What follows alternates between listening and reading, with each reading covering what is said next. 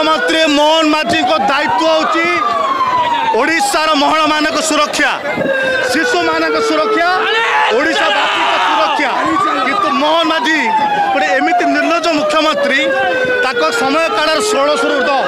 महिला मैंने अत्याचार गणदुष्कर्म शिकार होता समय 6 वर्ष 10 वर्ष 14 झील मैंने गर्भवती होते शिशु मैंने किंतु मोहन में तुंडी फिटू ना तुंडी को बंद कर रखी दायित्व को भूली जाती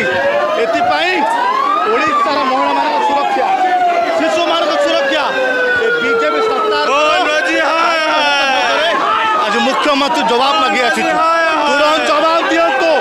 कहीं राज्य जगन्नाथ राज्य आज महिला मान असुरक्षित हो पार्टी दुष्कर्म शिकार होती छोट छोट पिला माने गर्भवती हो पड़ुंट 6-10 वर्ष गर्भवती प्रकार शासन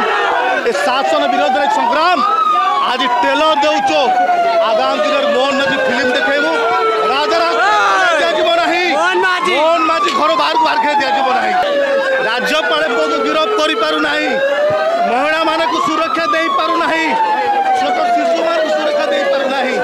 जदि पुलिस वाला झील होता ना से ठीक बुझी था किंतु जी महिला मान सुरक्षा न्याय मागे आसूँ छोट झील मान न्याय पे आसूँ भोग लगे जोर जबरदस्त माड़ मारिकी जोर जबरदस्त